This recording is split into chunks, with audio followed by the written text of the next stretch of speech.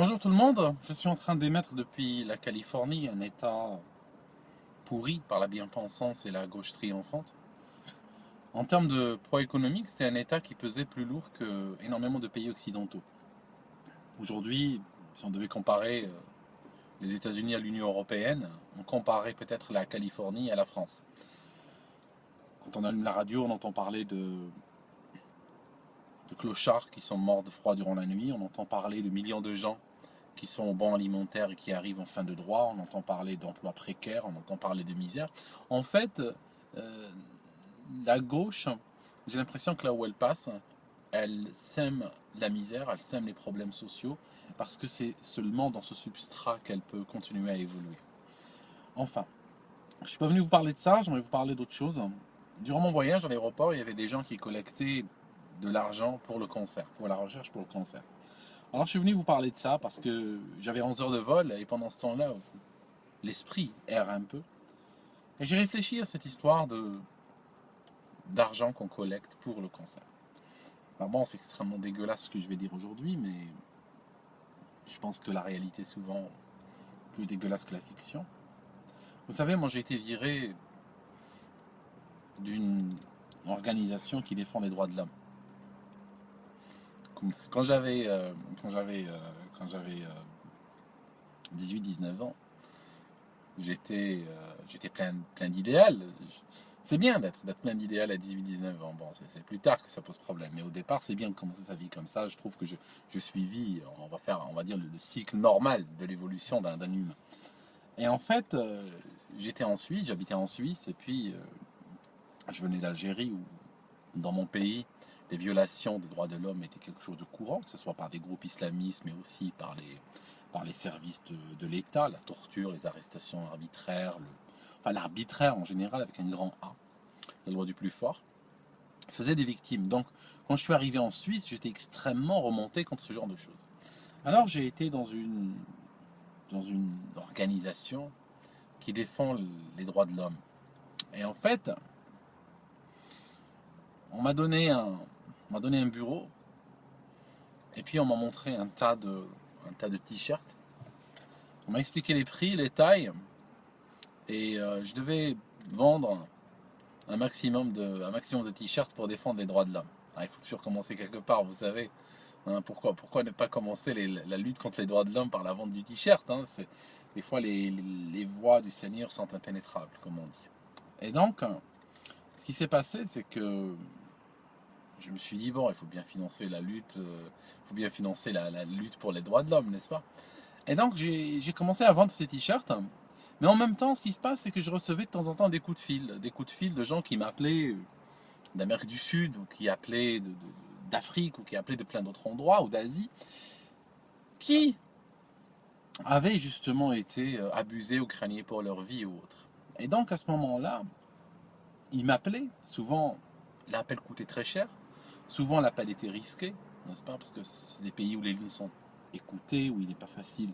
Enfin, quand je dis les pays où les lignes sont écoutées, vous savez, ici aussi. Hein, mais à l'époque, je veux dire, je vous parle de la perspective de ce que j'étais à l'époque. Et en fait, moi, ce que j'essayais de faire, j'essayais de trouver dans la documentation que j'avais, dans les infos que je pouvais collecter, essayer de trouver quelque chose pour aider la personne. Enfin, tu ne peux pas faire grand-chose en réalité. Et ce qu'on m'a dit, quand je demandais aux responsables de l'organisation, ils m'ont dit, écoute, quand ces gens appellent, donne-leur le téléphone de notre branche à Zurich ou à Londres ou n'importe où, mais juste arrange-toi pour qu'ils n'appellent plus ici. Et puis, concentre-toi sur les t-shirts, les autocollants et tout ça.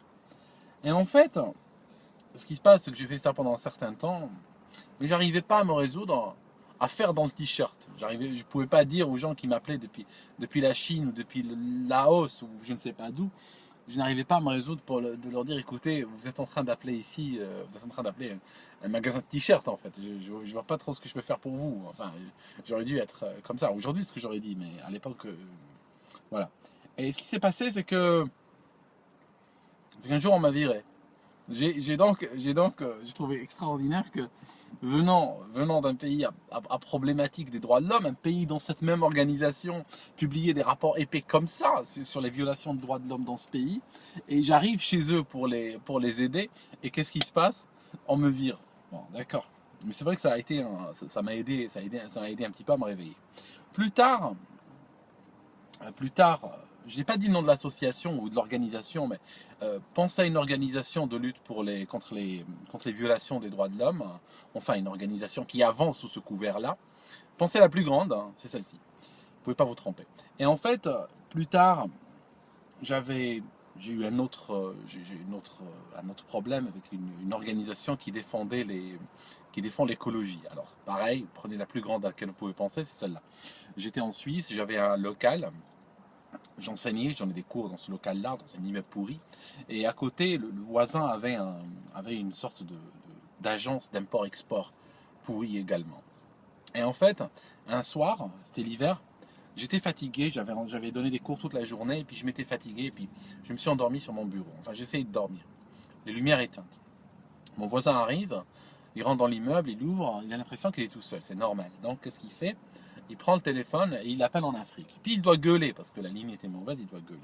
Et en fait, il est en train d'expliquer à son correspondant là-bas qu'il fallait retrouver des grottes ou des zones, puis des gens qui coopèrent là-bas, des officiels qui sont prêts à fermer les yeux, parce que lui, il pourrait jouer l'intermédiaire pour aller jeter des déchets toxiques, hein, toutes sortes de déchets toxiques industriels.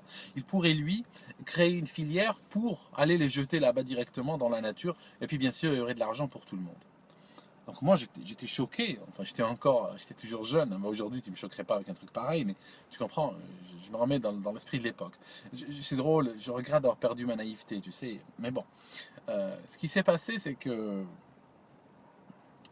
j'écoute ça, donc j'étais porteur de cette rage, et je vais rencontrer donc cette association, et je leur explique ce que je suis en train de vous expliquer ici.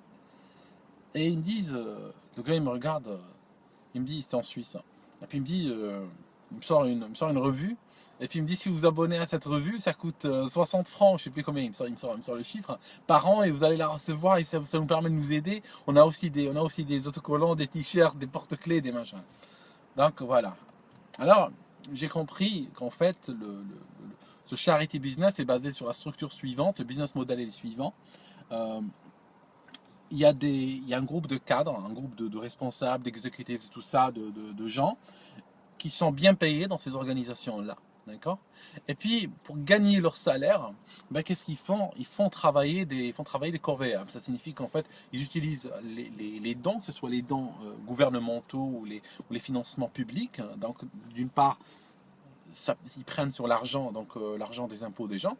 En plus, ils profitent des dons des particuliers et aussi du travail de jeunes égarés, naïfs, qui sont là juste pour aider, qui espèrent travailler pour une cause, mais en fait, ils ne font que gagner le salaire des big cats, des gros chats de ces organisations-là.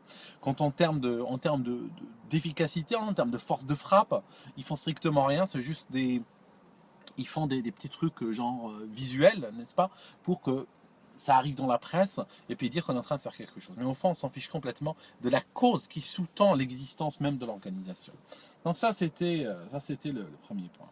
En revenant à la recherche contre le cancer, bon, moi j'ai regardé un petit peu les laboratoires qui font des recherches pour le cancer et qui vendent des médicaments issus de ces recherches.